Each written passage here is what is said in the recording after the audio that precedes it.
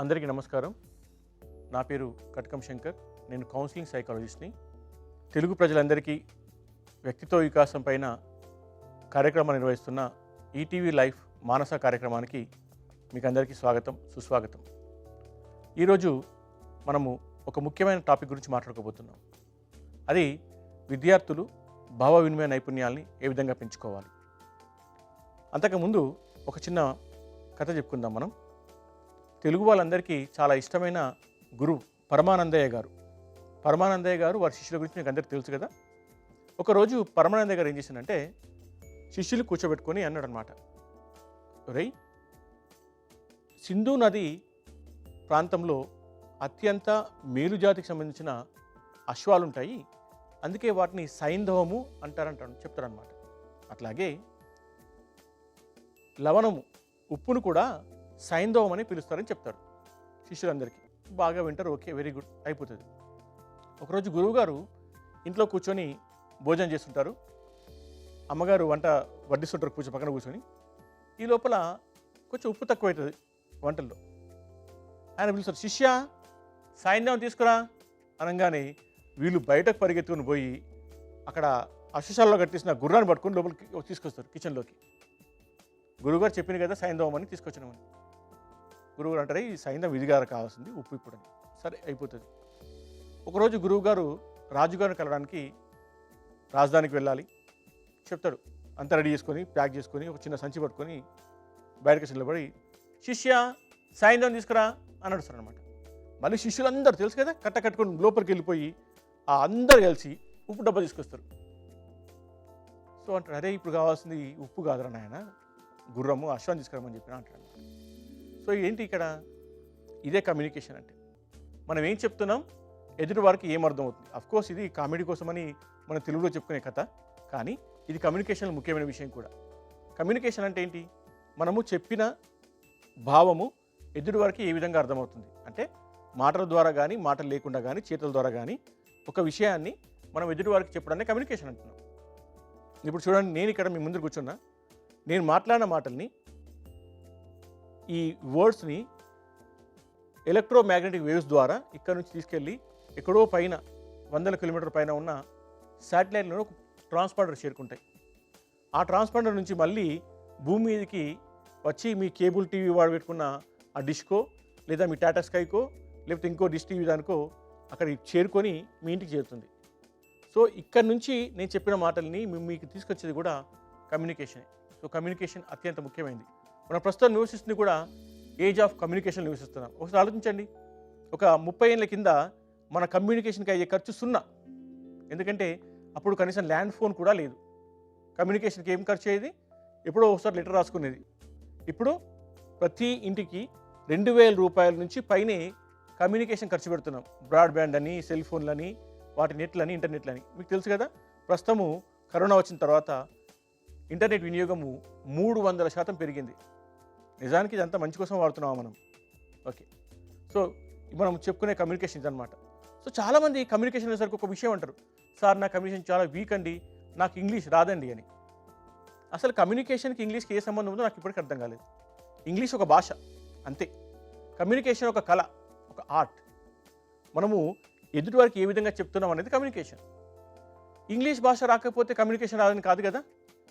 నేర్చుకోవచ్చు, భాష పెద్ద కష్టం కూడా కాదు. ప్రపంచంలో అత్యంత తేలిగ్గా నేర్చుకునే భాష ఇంగ్లీష్, చాలా ఈజీగా నేర్చుకోవచ్చు. అదని నాకు జాబ్ రావడం కారణం కమ్యూనికేషన్ సరిగ్గా లేదండి, నాకు ఇంగ్లీష్ రాదండి, ఆ ఇంగ్లీష్ వచ్చిన వాళ్ళకి జాబులు ఇస్తున్నారండి. ఇంగ్లీష్ వచ్చిన వాళ్ళు జాబులు ఎవరు ఇవ్వండి. అఫ్కోర్స్ లాంగ్వేజ్ రావాలి, కానీ ఇంగ్లీష్ వస్తే మాత్రమే కమ్యూనికేషన్ కాదు. కమ్యూనికేషన్ అంటే ఏంటి అసలు? మన ఆలోచనలని, థాట్స్ని, ఐడియాస్ని ఎదుటి వారికి మాటల ద్వారా లేదా మాటలు లేకుండా చెప్పడం కమ్యూనికేషన్. మిమ్మల్ని ఒక క్వశ్చన్ అడుగుతా, ఈ మొత్తం సృష్టిలో కమ్యూనికేషన్ గ్యాప్ ఉండే ఒక జీవి పేరు చెప్పండి.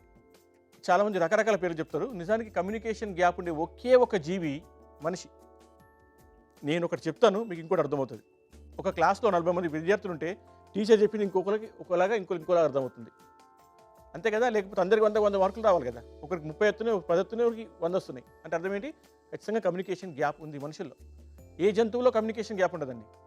ఇక్కడ 2 చక్కెర పలుకులు వేస్తే అన్ని చీమలు ఇక్కడికే వస్తాయి, అది ఎటు వేరే ఒక 10 మందికి ఒక రూట్ చెప్తే 10 మంది 10 రూట్లో పోతారు. సో కమ్యూనికేషన్ గ్యాప్ ఉన్న ఒకే ఒక జీవి మానవుడు. మనకున్న వరము, మనకున్న శాపం కూడా భాషే. భావాలకు భూషణం భాష అంటారు. నిజానికి ఏ జంతువు మాట్లాడలేదు, మనమే మాట్లాడగలుగుతాం. కానీ ప్రాబ్లం కూడా ఏంటంటే ఏ జంతువు కమ్యూనికేషన్ గ్యాప్ ఉంటుంది, మనకు మాత్రమే కమ్యూనికేషన్ గ్యాప్ ఉంటుంది. ఓకే, సో ఇక్కడ మళ్ళీ చెప్తున్నాను, కమ్యూనికేషన్ అంటే ఒక మాట్లాడడం మాత్రమే కాదు, ఇంగ్లీష్ మాత్రమే కాదు. మాట్లాడడం నేర్చుకోవచ్చు, ఇంగ్లీష్ నేర్చుకోవచ్చు, పెద్ద విషయం కాదు. సో మాట్లాడడము ఒకటి మాత్రమే కమ్యూనికేషన్ కాదు. నిజానికి కమ్యూనికేషన్లో ఒక ముఖ్యమైన సూత్రం ఉంది. అదేంటంటే మనము చెప్పిన మాటల ద్వారా సమాచారం కేవలం 7% మాత్రమే చేరుతుంది. 33% అందులో ఉన్న ఆ మాటలు చెప్పడంలో ఉన్న తేడాలు చేరుతుంది. 60% మన బాడీ లాంగ్వేజ్లో కమ్యూనికేట్ చేస్తాం. ఇప్పుడు నేను మీ ముందర ఈ టీవీ ముందు కూర్చోవాల్సిన అవసరం లేదు కదా, నిజానికి రేడియోలో చెప్తే అయిపోయేది కదా. రేడియోలో చెప్తే ఎఫెక్ట్ ఎందుకు ఉండదు, ఎందుకంటే నా బాడీ లాంగ్వేజ్ అక్కడ కనబడదు కదా. సో మాటలు పుస్తకం చదవడం కంటే వినడం బాగుంటుంది, వినడం కంటే చూడడం బాగుంటుంది. ఎందుకంటే చూస్తూ ఇప్పుడు మన టీవీలో చూస్తే మీరు నా మాటలు వింటున్నారు, నా మాటలో మాడ్యులేషన్ వింటున్నారు, నన్ను నా బాడీ లాంగ్వేజ్ చూస్తున్నారు. కనుక కమ్యూనికేషన్ ఎక్కువ అనే అవకాశం ఉంది. Involvement of more organs led to good communication బేసిక్గా.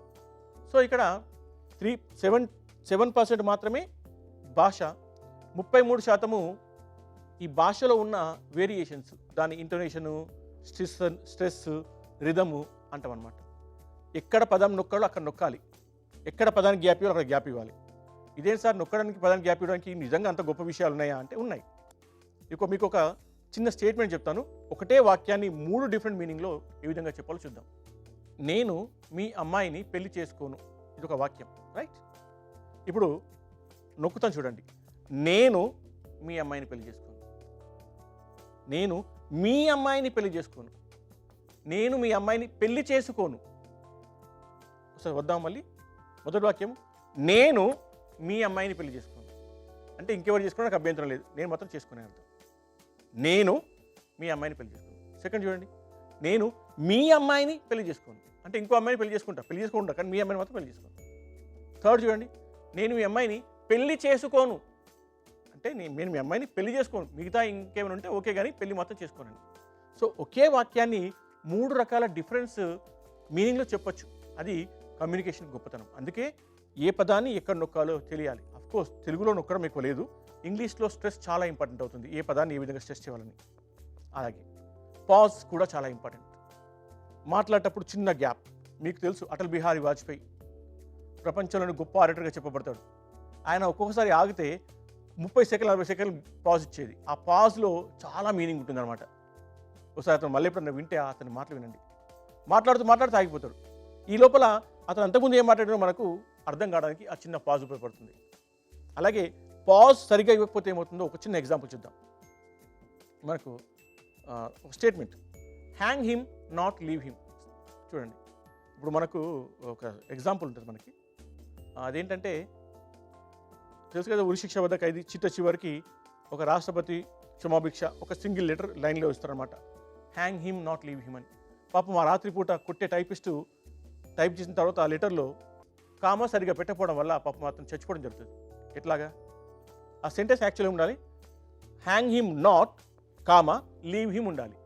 కానీ నిద్రమత్తులో ఆ టైపిస్ట్ ఏం చేశాడు, సింపుల్ స్టేట్మెంట్లో hang him comma not leave him పెట్టాడు. సో పరిగెత్తుకొని లెటర్ తీసుకుపోయిన తర్వాత ఏమైంది, చూసిన వాళ్ళు ఏముంది ఇక్కడ, hang him not leave him, hang him ఉరేయండి, నాట్ లీవ్ హిమ్ వాడిని వదిలిపెట్టేది లేదు అని.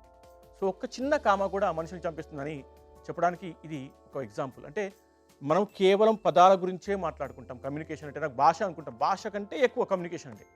సో భాష ఓకే 7% మాత్రమే. సో దానిలో ఉండే ఇంటోనేషన్, రిథము, స్ట్రెస్ ఇవన్నీ కూడా బాగా చెప్పాలి. దాంతోపాటు మనకు మన బాడీ లాంగ్వేజ్ మీద కూడా పట్టుండాలి. సో చాలామంది ఇది మర్చిపోతారు అనమాట. నేను భాష నేర్చుకున్నా, ఇంగ్లీష్ బాగా వచ్చు, అద్భుతంగా మాట్లాడగలరు కనుక అతను కమ్యూనికేషన్ బాగుంది అనుకుంటారు. ఇంగ్లీష్ రావడం కమ్యూనికేషన్ కాదు.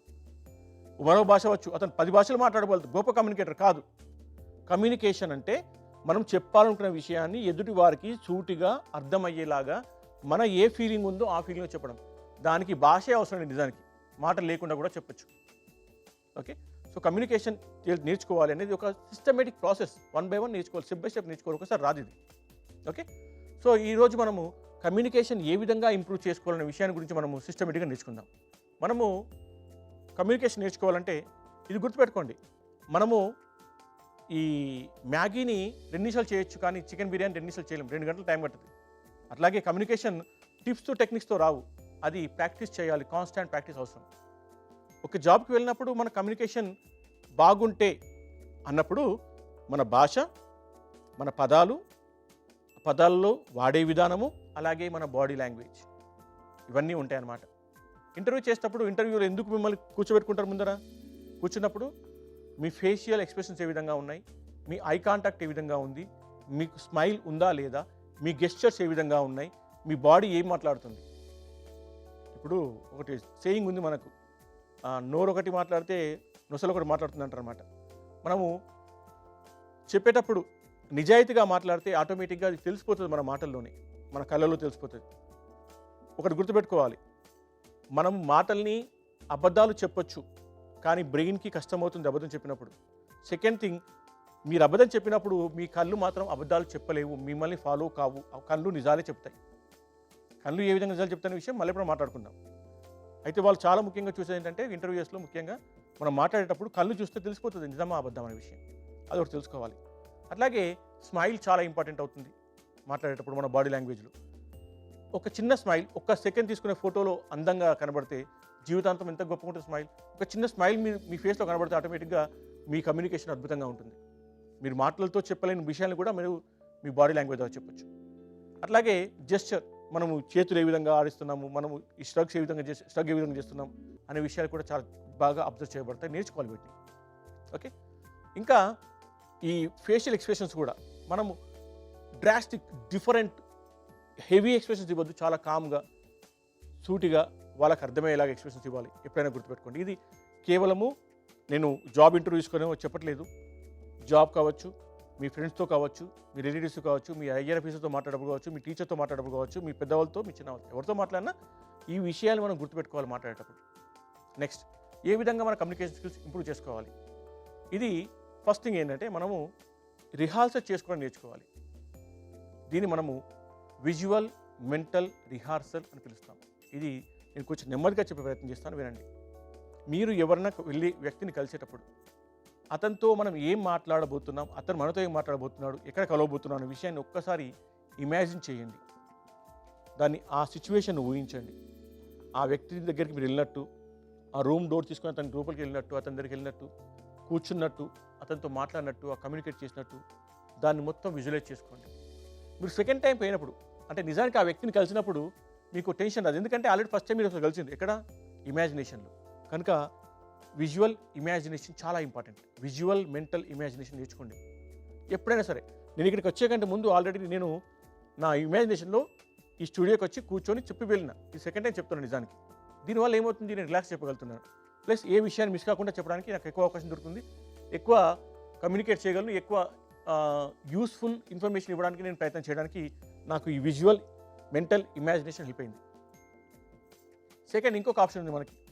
మన బాడీ లాంగ్వేజ్ ఏ విధంగా ఉందో మనకు తెలియదు, ఎదుటి వాళ్ళకి తెలుస్తుంది నిజానికి. అప్పుడు ఒక ఆప్షన్ ఏంటి మనకు, మీ ఫోన్ తీసుకోండి, ఒక 10 నిమిషాలు ఏదైనా టాపిక్ మాట్లాడండి, మీ ఫ్రెండ్ని రికార్డ్ చేయమని చెప్పండి. మీరు ఏ పదం ఏ విధంగా ఉచ్చరిస్తున్నారు, ఏం మాట్లాడుతున్నారు, మీ గొంతు ఏ విధంగా ఉంది, ఆ గొంతు రిధం ఏ విధంగా ఉంది, స్ట్రెస్ ఏ విధంగా ఉంది, ఇంటర్టెన్షన్ ఏ విధంగా ఉంది, మీ బాడీ లాంగ్వేజ్ ఏ విధంగా ఉంది, మీ చేతి ఏ విధంగా ఆడిస్తున్నారు, మీ కళ్ళు ఏ విధంగా ఉన్నాయి, మీ కళ్ళు నిజం చెప్తున్నారు అబద్ధం చెప్తున్నారు, అన్ని విషయాలు కూడా మీరు రికార్డ్ చేసుకొని వినొచ్చు. ఒకసారి అన్బయాస్డ్గా నేను బాగా మాట్లాడతాను అని మీరు అనుకోవడం కాదు, ఓ ఇద్దరు ఫ్రెండ్స్తో, మీ క్లోజ్ ఫ్రెండ్స్తో కూర్చొని మీరు ఆ మాట్లాడిన మాటల్ని జాగ్రత్తగా బైట్ బై బైట్, ఒక్క సెకండ్ బై సెకండ్ బేరీజ్ వేయండి. నేను మాటల్లో తడబడుతున్నానా, లేకపోతే నా బాడీ లాంగ్వేజ్ సరిగ్గా లేదా, నా స్ట్రెస్ సరిగ్గా లేదా, నేను స్పీడ్గా చెప్తున్నానా, బాగా మెల్లగా మాట్లాడుతున్నానా, ఏదైనా విషయం చెప్పడానికి తడబడుతున్నానా అనే విషయాలు మీరు బేరీజ్ చేసుకునే అవకాశం ఉంటుంది. తద్వారా మీ కమ్యూనికేషన్ని ఇంప్రూవ్ చేసుకునే అవకాశం ఉంటుంది. ఇక మూడవ అతి ముఖ్యమైన విషయం కూడా, ఇప్పుడు మన అందరము ఇన్ఫర్మేషన్ టెక్నాలజీ డేస్లో ఉన్నాం. అందరికీ మీడియా చాలా ఈజీగా అవైలబుల్ ఉంది. యూట్యూబ్లో మీకు రకరకాల మీకు ఇష్టమైన వ్యక్తుల యొక్క ఇంటర్వ్యూస్ ఉంటాయి, వాటిని చూడండి. వాళ్ళు మాట్లాడేటప్పుడు వాళ్ళ బాడీ లాంగ్వేజ్ ఏ విధంగా ఉంది, గొప్ప గొప్ప ఆడిటర్ మాట్లాడుతున్నప్పుడు ఏ విధంగా మాట్లాడుతున్నారు. ఇందాక చెప్పిన అటల్ బిహారీ వాజ్పేయి కావచ్చు, విన్స్టన్ చర్చిల్ కావచ్చు, అలాగే మనకు మార్టిన్ లూథర్ కింగ్ జూనియర్ కావచ్చు, వీళ్ళు మాట్లాడేటప్పుడు ఏ విధంగా మాట్లాడుతున్నారు. అంతెందుకు గొప్ప గొప్ప ఆరేటర్లో మీరు చెప్పాలనుకుంటే అడాల్ఫ్ హిట్లర్ కావచ్చు. అడాల్ఫ్ హిట్లర్ ఒక గొప్ప ఆరేటర్, మూర్ఖుడు కావచ్చు, దుర్మార్గుడు కావచ్చు, కానీ ఒక గొప్ప ఆరేటర్, ఒక గొప్ప స్పీకర్. మొత్తం జర్మన్ ప్రజల్ని తాను ఏ విధంగా చెప్తే ఆ విధంగా వినేలాగా మెస్పరైజ్ చేసేయగలిగిన గొప్ప ఆరేటర్ అతను. హౌ హీ స్పీకింగ్, అతని బాడీ లాంగ్వేజ్ ఏ విధంగా చూడండి, మీకు తెలుస్తుంది ఏ విధంగా మాట్లాడాలనే విషయం. ఓకే, ప్లస్ మీరు ఎవరి రోల్ మోడల్ని ఫాలో కావాలనుకుంటారో వాళ్ళ బాడీ లాంగ్వేజ్ని చూడండి, అబ్జర్వ్ చేయండి, వాళ్ళ బాడీ లాంగ్వేజ్ని ఫాలో అవ్వండి. ఇక్కడ గమ్మతైన విషయం ఏంటంటే ఎన్ఎల్పి ఒక విషయం చెప్తుంది, ఒక వ్యక్తి యొక్క బాడీ లాంగ్వేజ్ని ఫాలో అవుతే మీరు వాళ్ళలాగా ఆలోచిస్తారు, వాళ్ళలాగా మాట్లాడతారని. కనుక అది చూడండి, మనం ఏ విధంగా మనం వాళ్ళ బాడీ లాంగ్వేజ్ని ఇమిటేట్ చేయొచ్చు అబ్జర్వ్ చేయండి. మనము కమ్యూనికేట్ చేసేటప్పుడు ఒకటి భాష గురించి చెప్పుకున్నాం, అట్లాగే భాషలో ఇంటోనేషన్, రిథము, స్ట్రెస్ గురించి మాట్లాడుకున్నాం. ఏ విధంగా రైజ్ అండ్ ఫాల్ ఏ విధంగా ఉంటాయో, ఎప్పుడు రైజ్లో మాట్లాడాలి, ఎప్పుడు ఫాల్ మాట్లాడాలి. ఇంకో విషయం ఏంటంటే ఎప్పుడు కూడా సంభాషణలోకి వెళ్ళాలి కానీ సంవాదాల్లోకి వెళ్ళకూడదు, మాట్లాడాలి, గొడవ పెట్టుకోకూడదు. సో నెగోషియేషన్ స్కిల్స్ నేర్చుకోవాలి. అట్లాగే మనము బాడీ లాంగ్వేజ్లో ఫేషియల్ ఎక్స్ప్రెషన్ గురించి మాట్లాడుకున్నాం ఇంతకుముందు, అట్లాగే స్మైల్ గురించి మాట్లాడుకున్నాం. ఇంకొక విషయం ఏంటంటే ఐ కాంటాక్ట్. ఇమాజిన్ మీరు ఎదురు వాళ్ళతో మాట్లాడితే మీ కళ్ళలోంచి లేజర్ బీమ్స్ వెళ్ళి ఎదురు వాళ్ళ కళ్ళలోకి వెళ్తే ఏ విధంగా ఉంటుందో ఆ ఐ కాంటాక్ట్, అంత స్పష్టంగా ఐ కాంటాక్ట్ ఉండాలి. ఐ కాంటాక్ట్ అనేది మన నమ్మకాన్ని సూచిస్తుంది. మనం ఇంత నమ్మకం ఉన్న విషయం మనకు ఐ కాంటాక్ట్ చూపిస్తుంది. ఎందుకంటే నమ్మకం లేని వ్యక్తులు తల కిందికి పెట్టేసి చేతులు ఇట్లా ఆడిస్తూ మాట్లాడుతుంటారు. ఇంకొకటి కమ్యూనికేషన్ ముఖ్యమైన విషయము, చాలామంది మాట్లాడుతున్నప్పుడు ఫోన్ పట్టుకొని మాట్లాడుతుంటారు అనమాట. ఆ ఫోన్లో బ్రౌజ్ చేసుకుంటూ మాట్లాడుతుంటారు. మీకు ఆ విషయంలో ఏమాత్రం ఇంట్రెస్ట్ లేదు అని చెప్పడానికి ఒక్క ఎగ్జాంపుల్ చాలు. సో ఎదుటివారు మాట్లాడుతున్నప్పుడు అటెంటివ్గా ఉండాలి. ప్లస్ కమ్యూనికేషన్లో మాట్లాడడం మాత్రమే కాదు, వినడం కూడా కమ్యూనికేషన్ అవుతుంది. చాలామంది ఏమనుకుంటారంటే మాట్లాడడం కమ్యూనికేషన్ ఓకే, ఎస్, వెన్ ఈ speaking, the other person is speaking, you have to listen to him carefully, you have to listen totally and you have to listen attentively, you have to listen actively. మనము చాలా యాక్టివ్గా వినాలి.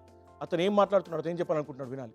మనం చాలా సందర్భాల్లో ఒక వ్యక్తి మాట్లాడుతున్నప్పుడు అతను మాట్లాడు సగంలో ఆపేస్తాం అనమాట. నాకు అర్థమైంది, నాకు తెలుసు అంటాం. అతను ఏం చెప్పాలనుకుంటే మొత్తం వినాలి ఫస్ట్. మనం మాట్లాడేటప్పుడు మనము లాయర్లము, ఎదురు వ్యక్తి జడ్జిగా ఉంటాడు. మనం వింటున్నప్పుడు ఎదురు వ్యక్తి లాయరు, మనం జడ్జిగా ఉంటాం. సో మీరు లాయర్గా ఉండాలనుకుంటున్నారా, జడ్జిగా ఉండాలనుకుంటున్నారా, డిసైడ్ చేసుకోవాలి. కనుక మాట్లాడడం ఎంత ఇంపార్టెంటో వినడం కూడా అంతే ఇంపార్టెంట్. ఇక నెక్స్ట్ మనకు స్పర్శ, టచ్. అంటే అఫ్కోర్స్ మన మనకంటే చిన్న వాళ్ళని, మన దగ్గర బంధువులను తాకడము, అంటే patting on the back, good, శబాష్, బేష్ అని మెచ్చుకోవడం ఉంటుంది కదా, ఆ స్పర్శ. అఫ్కోర్స్ ఇప్పుడు ఆ స్పర్శలు దూరం పెట్టండి, ఎందుకంటే మనం ప్రస్తుతము పాండమిక్లో ఉన్నాము. స్పర్శ ఇప్పుడు అలౌట్ లేదు. You are not suppose to shake hands with others. నిజానికి షేక్ హ్యాండ్ కూడా ముఖ్యమైన కమ్యూనికేషన్ స్కిల్ అవుతుంది, కానీ ఇప్పుడు షేక్ హ్యాండ్ గురించి మాట్లాడుకోవట్లేదు మనం.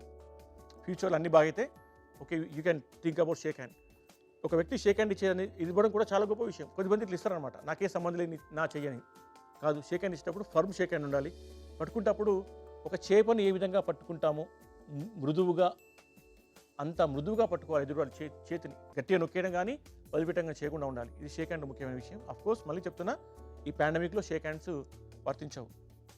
అట్లాగే స్పేస్. నిజానికి కొద్దిమంది దగ్గర ఉంటే ఇష్టపడతారు మాట్లాడేటప్పుడు, కొద్దిమంది దూరం ఉంటే ఇష్టపడతారు. మళ్ళీ అగైన్ పాండమిక్ టైంలో స్పేస్ కూడా అంతే. కనీసం 2 గజాల దూరం ఉండాలని కనుక ఎప్పుడు దూరమే ఉండాలి. నిజానికి కొన్ని సందర్భాల్లో దగ్గర ఉండి మాట్లాడడము ఎక్కువ ఇంపార్టెన్స్ కలిగి ఉంటుంది. అంటే ఇప్పుడు ఓదార్చడం వెళ్ళినప్పుడు కిలోమీటర్ దూరం ఉండి మాట్లాడితే వాళ్ళు సంతోషంగా ఫీల్ అవుతారు, దగ్గర ఉండి సంతోషంగా ఫీల్ అవుతారు నిజానికి. కనుక స్పేస్ కూడా ఇంపార్టెంట్ కమ్యూనికేషన్లో. సో ఇవన్నీ మన కమ్యూనికేషన్లో. నేను ఒకటే చెప్తున్నాను, మనకు యూట్యూబ్లో ఆడియో బుక్స్ ఉన్నాయి, యూట్యూబ్లో వీడియోస్ ఉన్నాయి. మీరు ఏ వ్యక్తిని ఆ రిథమ్ని ఫాలో అవ్వాలనుకుంటున్నారో, ఫర్ ఎగ్జాంపుల్ మీకు రావు రమేష్ స్టైల్ ఇష్టం అనుకోండి, ఆయన సినిమాల్లో ఏ విధంగా మాట్లాడుతుందో చూడండి. మీకు పొలిటికల్ లీడర్ ఇష్టం అనుకోండి, అతన్ని చూడండి. ఒక సినిమా హీరో ఇష్టం, అతను చూడండి. అతను ఏ విధంగా ఏం చేస్తున్నారో వినండి జాగ్రత్తగా. అట్లాగే లాంగ్వేజ్ లెర్నింగ్ కూడా మీరు చాలా ముఖ్యమైనది. వొకాబులరీ ఇంప్రూవ్ చేసుకోవాలి. ఇంగ్లీష్ అదేదో అద్భుతమైన గొప్ప భాష ఏం కాదు, అది రాని భాష ఏం కాదు, టఫెస్ట్ లాంగ్వేజ్ ఏం కాదు, చాలా ఈజీ లాంగ్వేజ్ నిజానికి. ఓకేనా? సో మనం ఎప్పుడైతే ఈ స్కిల్స్ నేర్చుకుంటామో మన కమ్యూనికేషన్ బాగుపడుతుంది. మన కమ్యూనికేషన్ బాగుంటే మన సక్సెస్కి ఎక్కువ అవకాశం దొరుకుతుంది. ఇప్పుడు మార్కెట్లో చాలా జాబ్స్ ఉన్నాయి. ప్రాబ్లం ఎక్కడ వస్తుంది? మీకు ఏం కావాలో, ఏం చెప్పాలో, మీకేం కావాలో వాళ్ళకి చెప్పలేకపోతున్నారు. వాళ్ళ జాబ్లో ఏమున్నాయో మీరు నేర్చుకోలేకపోతున్నారు. ఈ గ్యాప్ వల్లనే మార్కెట్లో జాబ్లు ఉంటున్నాయి, నిరుద్యోగులు ఉంటారు, కానీ ఎంప్లాయర్కి ఎంప్లాయీ దొరకట్లేదు, ఎంప్లాయీ కావాలనే వ్యక్తికి ఎంప్లాయీ దొరకట్లేదు. ఈ గ్యాప్ కారణం ఏంటి? కమ్యూనికేషన్. కనుక కమ్యూనికేషన్ స్కిల్స్ని మనము మళ్ళీ చెప్తున్నాను, ఒక్కసారి వచ్చేది కాదు. టిక్స్ టెక్నిక్స్ ఏమి ఉండవు, మనం రెగ్యులర్గా ఫాలో అప్ చేస్తుంటాం, రెగ్యులర్ నేర్చుకుంటూ ఉండాలి. దానికి మీ ఫ్రెండ్స్ సహాయం తీసుకోండి, చిన్న చిన్న డిబేట్లు పెట్టుకోండి, రకరకాల టాపిక్స్ మాట్లాడండి, ఆటోమేటిక్గా మీ కమ్యూనికేషన్ స్కిల్స్ ఇంప్రూవ్ అవుతాయి. దీని ద్వారా మీకు కమ్యూనికేషన్స్ ఇంప్రూవ్ అవుతాయని ఆలోచిస్తున్నాను. మళ్ళీ చెప్తున్నాను, భాష మాత్రమే కాదు, భాషకు మించి కమ్యూనికేషన్ అంటే బాడీ లాంగ్వేజ్ మీద, మీ భాషలోని మాడ్యులేషన్ మీద కాన్సన్ట్రేట్ చేయండి. Thank you.